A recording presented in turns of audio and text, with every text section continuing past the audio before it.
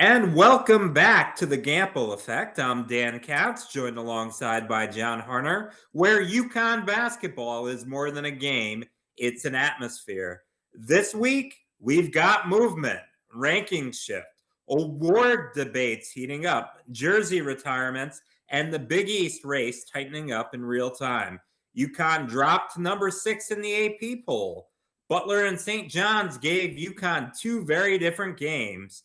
And the race for Big East Freshman of the Year is on, with Braylon Mullins making a huge push, but so is a Caden Lewis at Villanova. And oh, by the way, Emeka Okafor, number 50, is going into the rafters. So yeah, plenty to get into. Let's start with what matters most, the games. And let's rewind to Indianapolis and Hinkle Fieldhouse and Butler, where UConn prevailed 80-70. And John, we saw more of the same in the first half from the Huskies against Butler defensively, as we witnessed in the second half against St. John's. What were your takes early on in a game that UConn led 41-38 at halftime? Pretty much it was sloppy. We played sloppy once again. It was another game, first half of turnovers and poor execution. And thankfully for Solo Ball, shooting the ball lights out in that first half, he kept us in the game. And somehow we had a 3-point lead, which wasn't disastrous, and kind of pushed us towards a strong second half. But like I said, it was a sloppy first half once again for the Huskies. And to that point, Braylon Mullins and Solo Ball. Braylon, 13 points in his coming home game in Indianapolis. Solo, 10 points, one of his better games of the year. But as you mentioned, UConn turned the ball over 7 times. They allowed 18 points in the paint, and they allowed Butler to shoot 54% from the field, something that happened in that second half of the St. John's game. UConn did hit 7 first half threes, but they struggled with the front court rotation of Drayton Jones and Johan Traore. It's something we saw against Zuby Ejiofor and Bryce Hopkins the last game, but it's kind of been a trend, especially when Terrace Reed isn't on the floor. I know Ryba got some big minutes early on when Reed was dealing with some injuries, but one of the knocks of him coming in from high school was his toughness. What are you seeing from the youngster?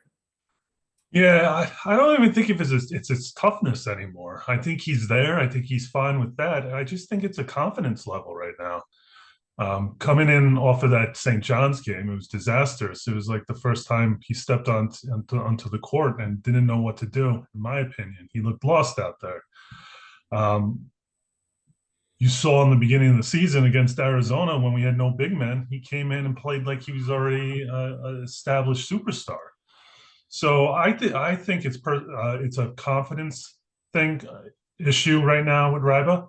I think he just has to kind of clear his head, get back to maybe watching that Arizona tape, see what he did well in that game, playing against their bigs. And I think he just has to be more aggressive. I think he's playing a little tentative down in the post. And if he just kind of doesn't think about anything and just reacts to the game, I think he'll be all right. No, and I agree. I think he's a big part.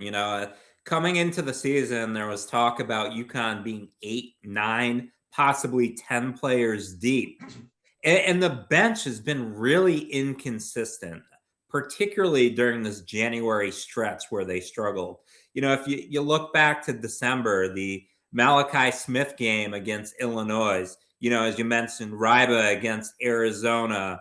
Stewart and Ross. Ross, I remember scoring 13 points in that first outing against Butler. We're not really seeing that. And when they're not scoring offensively, defense, we're getting more of these fouls and these issues. And, when we're talking about defense, looking at some of the adjustments the Huskies made in the second half, they allowed Butler to shoot 54% in the first half. But Silas Demery, really the head of the snake, and some great help side defense by Terrace Reed, who had 3 blocked shots. What do you think in terms of UConn when they're really going well? The defense is fueling the offense. What are some of the things you saw looking back in the second half of the Butler game? Yeah, I thought the rotations were better in the second half when they were communicating better between the guards and the forwards. I know they like to switch pretty much everything on the perimeter, whether it's between Demery and Caravan and Ball and Mullins. Sometimes I have an issue with that because it does put, Mullins particularly in a bad situation, especially if he's going against a bigger forward or guard that has capabilities of posting up. That's right now he doesn't have the body to compete with that. But I thought overall they did a better job of switching, communicating, and not getting beat on stupid plays. We saw, maybe once or twice in the second half where there was a breakdown or Reed decides to go double and leave his man wide open in the middle of the paint. But for the most part, they cleaned up all that. And then I also thought once they clean that stuff up, they're able to push the ball a little bit more on the offensive end because they're creating bad shots, getting the rebounds, and pushing the ball up court. Now, when I'm saying pushing the ball up court too, I don't mean that they're looking to score immediately, but when we push the ball up court, it allows us to set up our offense without the defense getting set up too. And that I actually think creates more opportunities for us. And I thought in the second half we did a better job of increasing the pace of it. No, and to your point, half court execution was definitely stronger in the second half. Solo had a phenomenal game, 6 3-pointers, ended up with a game high 24 points. Must enjoy seeing that navy and white of the Butler Bulldogs. 73 points in his last 3 games against Butler. UConn, again, they jumped out to a 51-43 lead in the second half. Solo and Silas hitting threes and playing inside out with Terrace Reed, who surprisingly ended up with 7 assists. But they kind of went away with that. Butler ended up pulling in within 2, 64-62, which has been a common occurrence for this UConn team this season. Being unable to put teams away, particular teams they're more talented to. There was 6:55 remaining in the game when that happened, but everything started to change when they were playing inside out and feeding the Kodiak Bear, Terrace Reed. Terrace ended up finishing with 16 points, 10 rebounds, 7 assists, 3 blocks, and really facilitating that offense, that Evan Maya 10-0 run, making it 74-62. And then ultimately holding on to that 80-70 victory, improving the 13-0 against Butler. You had the shot quality versus the shot making. First half, UConn did shoot 48%. Our shooting has been much better recently. It's really just stemming from those turnovers in the defensive end and those unforced turnovers.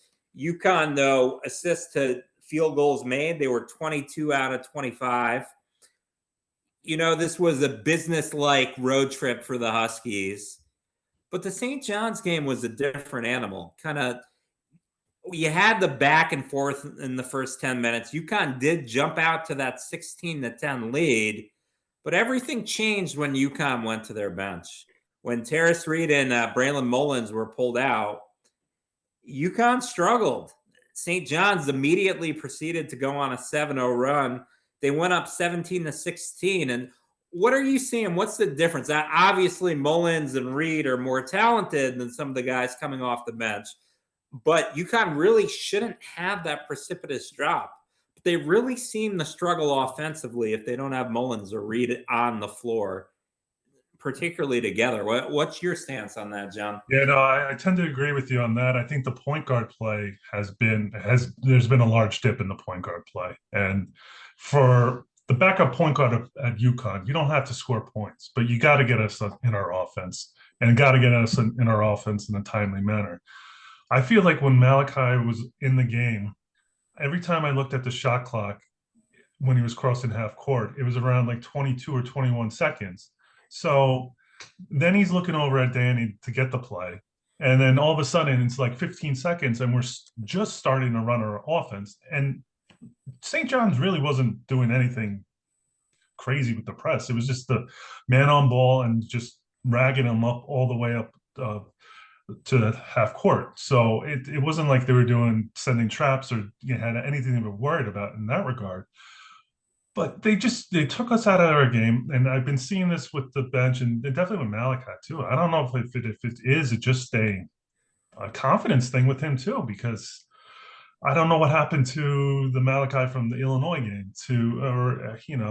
He was he picked us up in that first half of the season when Demery was still trying to find his way.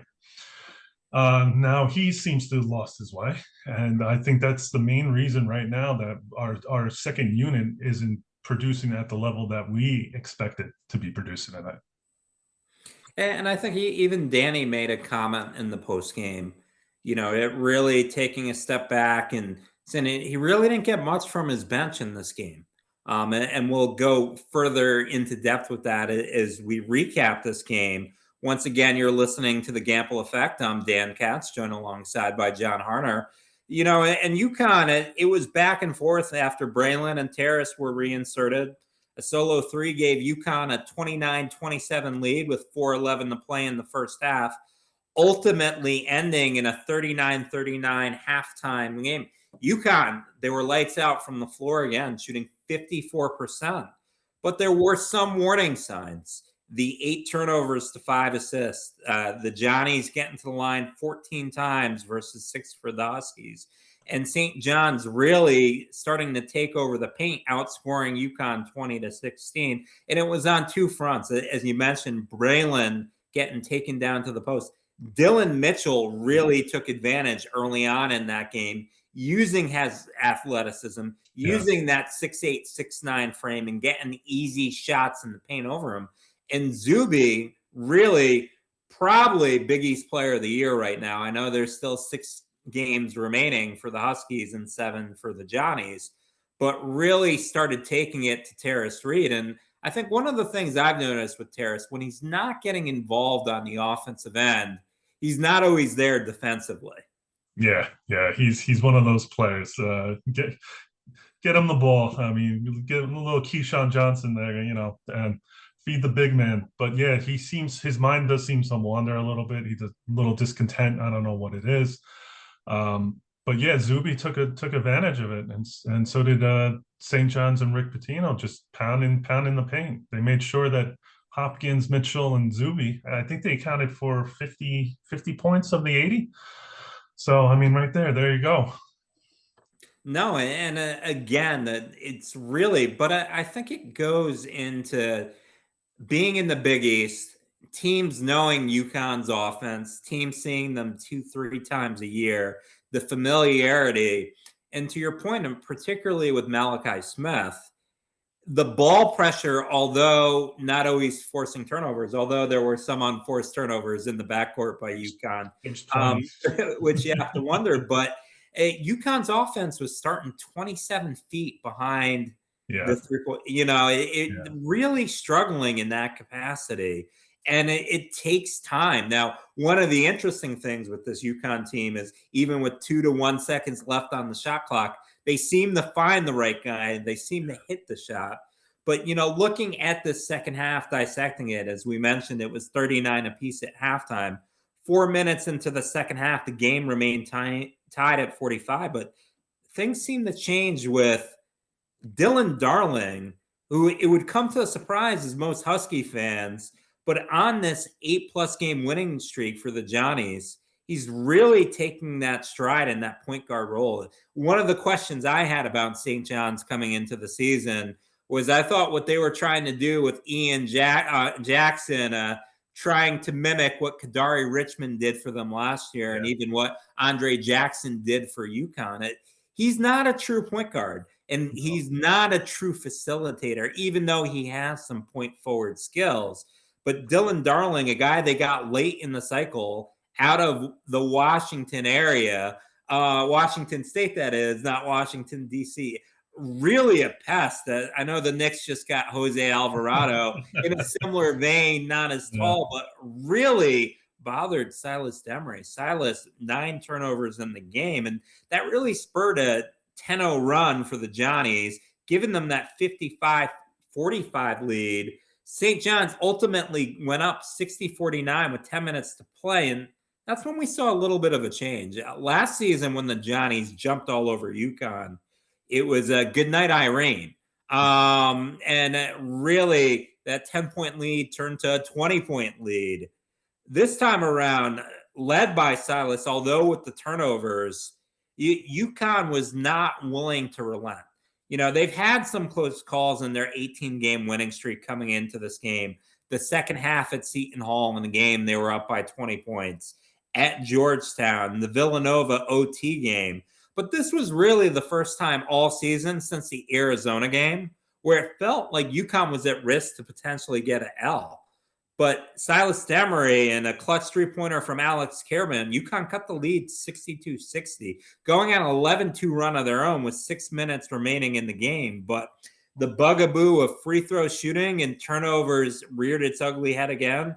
Ejiofor hits a jumper, makes it a 64-60 game. Silas hit a three-pointer to make it 64-63. The Garden was rocking like a Big East Friday night. But then UConn ultimately, even climbing back to 69-67 on a Kerman layup, St. John started to get separation, and it was more of those things. It was the ball pressure by Darling. It was the clutch free throw shooting by the Johnnies. They ultimately held on to an 81-72 victory, where some of the ugly warts in the games against Villanova, St. John's, Georgetown reared their heads again, and the team more talented was able to capitalize. But one of the things that's interesting to me, this is now 3 games in a row where UConn has lost to St. John's. I know Husky Nation loves coining Madison Square Garden stores south, and it's been that way against everyone but St. John's recently.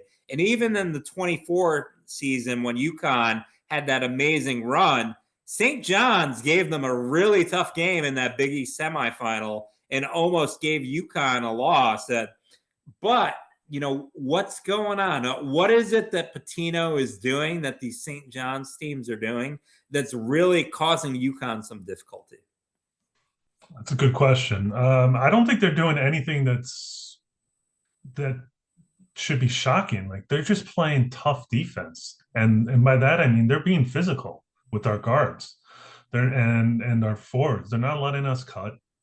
Darling was all over Silas. Like, he was pretty much directing him where pretty much telling Silas, so you're going your right hand. I'm going to direct you in that direction, push you over there, get you out of the offense.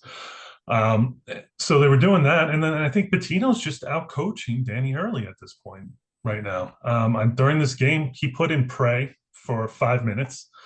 Prey, I think, gave up 6 points, never saw the light of day for the rest of the game. But that was like a big thing. He put Zuby back in, even though Zuby, I think he had 1 foul, and I think he was trying to protect him at that point, but realized, you know what, Big East Player of the Year, potentially, we got to ride you. If you go out, well, we're going to lose the game anyway, but let's see what happens. And I also think Danny didn't realize, like, St. John's can't shoot threes. Like, protect the paint. Don't go under the screens. Like, don't fight over the screens. Don't switch on these screens. Let them shoot threes. If we lost that game because they shot 50% from 3-point land and we hit 10 to 15 threes, I could live with that. I'd rather lose that way than being kind of bullied like the way we've been in the last 2 to 3 games at least. So I think Danny has his mindset of, like, it's the UConn basketball way, and we're gonna drill it into all of our players, and we're gonna play our style all the time this way. And sometimes he doesn't want to change his style at all. And I think for St. John, and I think Pitino knows that, and Pitino plays off of that, and he knows that. All right, well, let's go inside, go to our strengths. I also know you got a freshman center that hasn't been playing well lately. So even if you do bring him in, that's an advantage for us. And you're smaller against, like you said, with Mullins, and Caravan smaller than Hopkins. And 50 points in the paint. Even during his time at Providence, is really taking advantage of that matchup against Alex throughout his career. You know, particularly on the offensive glass, Alex has had struggles boxing out Bryce Hopkins. I'm interested to see the adjustments that Danny does make going into that game. In less than 2 weeks coming up, we'll be there in the house in Hartford at People's Bank to see how UConn performs, because again, St. John's has had their number. Yeah. But, we have to question, are we nitpicking because of UConn's greatness? I mean, let's not forget, they're 23-2. They're 13-1 in conference. But this is something you saw coming where UConn really hasn't been blowing out teams. But if we're talking about standards, let's talk about rankings. Coming into this past week, UConn dropped all the way to number 6 in the AP poll. And that was really interesting to me. I do give more credence to the AP than the coaches poll. Duke remained at 4, which I was surprised about after losing to a North Carolina team that had 4 losses themselves. So, you're kind of comparing apples to apples. Now, North Carolina went to Cal and Stanford and lost, which I think is worse than some of the St. John's losses. Iowa State also jumped UConn. Iowa State then goes on the road and loses to TCU. UConn really, although they've had a lot of respect in some aspects, they're still not treated like a blue blood. And that's really interesting, particularly since no one comes close to them since '99 in national championships in terms of national relevance and prominence. But my question is, looking at UConn's remaining schedule right now, they have 6 games left in the Big East. They're 23-2. Where do you project they need to go? There are some potential roadblocks. They do go to Villanova. They have St. John's coming into Hartford. They do have Seton Hall coming into Gampel. Seton Hall, UConn's handled them more than not in Connecticut versus in New Jersey. But what do you think they need to do in order to get that projected 1 seed where they still currently are? To secure it and feel safe about it. 5-1, but they have to beat St. John's. And then I think they have to win the Big East tournament. And I think it's as simple as that. I think you'll get a rank win against Villanova too if they keep winning. I think they'll be in the top 25 by the end of next week. So I think that would even look even better, potentially. I mean, it's still going to be quad 1, so it doesn't really make a difference in that respect. But yeah, they can't lose to. They can lose 2 if they had to, but then they would definitely have to win the Big East tournament. If they lose 3, then I think the best case scenario would be a 2 seed, and just because of the way of everybody else is playing. But Michigan, Arizona, Houston, they have brutal schedules coming up. Yeah. So a lot of things can happen in the next 2 weeks. So, I mean, but based off of right now, I think if they want to be sure about where they stand, finish 5-1, win the Big East tournament, and then you'll definitely lock up that 1 seed in the East.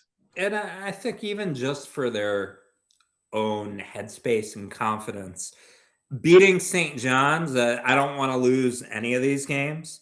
But if I could pick and having a win against St. John's and potentially slipping up on the road to Villanova, Right. I'd sign up for that because I think that would be really important for their confidence. Michigan and Arizona have separated themselves a little bit in terms of the discussion right now. But what still blows my mind is I was looking at DraftKings, and currently UConn has the 4th best odds of getting a 1 seed. But you have Illinois and Kansas up there. Those are 2 teams that UConn beat. So with UConn not getting their respect, it blows my mind. But I don't understand that. Like we beat them. They have 5 losses. I think both teams had 5 losses. Right. I mean, they both play brutal schedules. I will give them that in conference and non-conference. But still, we have a head-to-head over them, and to me, it makes no sense. Now, we're looking at the Big East, and we're going to touch upon this quickly. Who's dancing, who's sweating. I think right now, projection-wise, UConn's a 1 seed. St. John's is on that 4-5 seed line. Nova's on the 6 seed line. Really, the only other team that's on the bubble currently, which is in the next 4 out, is Seton Hall. You got to commend Shaheen Holloway, who's done a phenomenal job this year. Seton Hall, projected to finish last in Big East play this year, is really turned those rankings upside down and had a phenomenal season. Some of the things they've done out of conference, they've had some hiccups, but really for them to feel safe, I think they need to go. They're 7-7 right now, so they have 6 games remaining in conference. I think they really need to go 5-1, 4-2, and they can't have any bad losses. And one of those wins has to be over UConn or over St. John's. They get UConn on the road, and they have St. John's at home. And in order for them to feel safe, do that and potentially make the Big East semifinals. Yeah, I completely agree with you. I think that's the only way in for them. I don't think they're going to beat us at home, but I do. They played St. John's down to the wire, but they couldn't shoot in the final 8 minutes of the game. Otherwise, if they made one shot, they win that game. And I don't even think we're having a conversation about bubble right now. I think they would have been in, but they would have been one of the last 8 teams in, depending on where they got seated. But yeah, if they can get that St. John's win, get to the semis, and then hopefully we're the 1 seed and they play St. John's and knock them off again. If they beat St. John's twice, I think they're in no matter what. But yeah, but who knows? I was taking a look at all those the schedules of everybody from the last 8 in, last 8 out, and everybody's identical, man. You don't even have to put a name up there, and you'd be like, who schedules this? I'm like, I don't know which one it is. Like, they all look the same. No, it's definitely true. I think the Big East is down this year in the middle. But I think what's interesting is between UConn, St. John's, and Villanova, I think you could potentially have 3 second weekend teams and potentially 2 Final Four teams with UConn and St. John's. And, everyone likes to knock the Big East. I think what's interesting is in this NIL era, some coaches are doing better than others. Seems like Pitino turns over his roster every year. Although there is some continuity, I'll give him some credit with having Zuby and Prey stick around. Kim English knows how to recruit talent. I'm not sure about recruiting defense. But Shaka Smart at Marquette, it's interesting to see where the Big East is, where they're going to go in this NIL era. And that's something we'll get into in our podcast next week. But it is interesting. The debate, though, everyone's talking about currently is UConn. They have 3 players nationally, 3 of the starting 5 in Naismith Awards, top 10 solo ball. Terrace Reed, Alex Caravan getting great consideration. But coming into the year, the belle of the ball was Braylon Mullins for a potential Big East Freshman of the Year. But there's a guy in Villanova who UConn was looking at, Caden Lewis, and he has just been unbelievable what he's done for the Villanova Wildcats. He's averaged close to 16 points a game in Big East play, around 5.3 assists, 3 rebounds. Braylon's one of my favorite players on this Husky team this year. And I think Braylon has a higher ceiling and can be more dominant. But I think right now I'd have to give the award to Caden Lewis. And I don't know if there's much Braylon can do over these next 6 games to change that narrative. No, the only thing that they could do is go out and score 30 a game. And UConn win by 25. That's the only thing that he could do at this point. My whole thing with Lewis is the point guard of that team. He runs that team. The ball's in his hands constantly, and he's got this team playing really well. And when you have an assist to turnover ratio of close to 2.5 to 1, any head coach would take that in a heartbeat and would sign up for that. And so for that alone, you got to give the award to Lewis at this point. I mean, he put up 26 points against Georgetown in their last game. He's playing well, and you got to give Willard credit. And you look at Maryland with Buzz Williams this year, it's a little bit of a different direction. But A little rough down there. I got a buddy down who went to Maryland. He's not really saying too much right now. and Braylon's interesting from the standpoint he's got a big decision to make at the end of the season. There was just a couple articles out in the CT Insider and the New Haven Register interview with his dad about even if Braylon's a late first round pick, that may not be the worst thing because he's with better teams and it's not all going to be put on his shoulders. But that's something we'll dive into next week. Speaking of greatness, let's talk about banners and rafters, a guy near and dear to our hearts. Emeka the Rejecta Okafor, number 50, going up in the rafters on February 18th, joining Ray and Rip Hamilton. He really the defensive anchor of the 04 team. I was fortunate enough to be down in San Antonio with Emeka and the rest of the Huskies winning the national championship. I'll never forget that Duke game where he picked up the 2 fouls in the first half. Duke up by double digits, him coming back in the game, them making the comeback. But, you're looking at his career averages. He averaged about 14 points a game, almost 11 rebounds. He shot 59%. Different era. He was the Final Four most outstanding player. 2-time first-team All-American. 2-time National Defensive Player of the Year. 3-time All Big East selection. That's the type of guy that you put in the rafters to retire his numbers. And just such an impact on this Husky team. And what was amazing was he wasn't a major recruit coming in out of high school. No, he was number 2 recruit for that year, with Ben Gordon being the guy that was coming into our program. But yeah, no, he blossomed into something special. That was for sure. I remember that first year. I think we played in Arizona, and it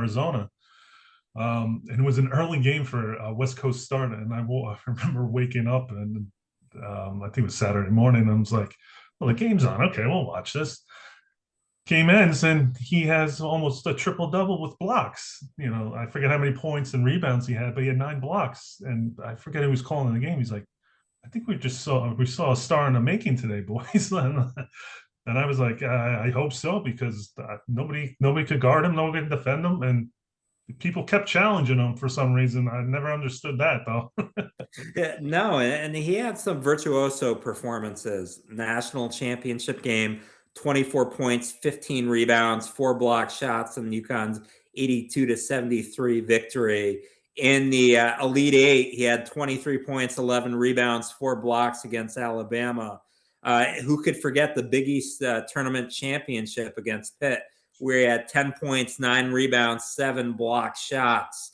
He really came up huge in the biggest spots, and it really started that center dominance for UConn. Yeah. I know there was Jake Voskuhl, I know Travis Knight, but really big men, particularly under Jim Calhoun.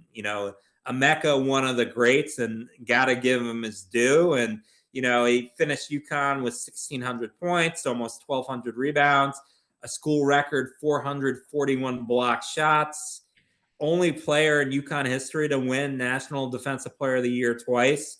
He was a select group of Huskies to average a double-double throughout his career. And you got to give him all the respect for what he did. He was an NBA Rookie of the Year. Back issues really shortened that career. He was the number 2 draft pick with the Charlotte Bobcats. But, quickly, who do you think's next? Who's the next guy that even warrants getting that number retired? That's a good question. I have to go Kemba. I think what he did for that team, what he did for UConn in general, I think he would be the next worthy player to get that number retired. Yeah, his run is really reminiscent of Danny Manning in the Miracles. Coming into the Big East tournament that year, there was talk of UConn maybe even missing out. And to go and win 5 games in 5 days and then to finish the deal. And and cap that off with a championship against Butler.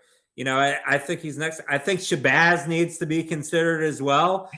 Two Should get out national of championships. yeah, You yeah. got to give him a lot of credit. I'm interested out of this collection. I think Alex will ultimately, for what he's done in his career, potentially be in that realm as well.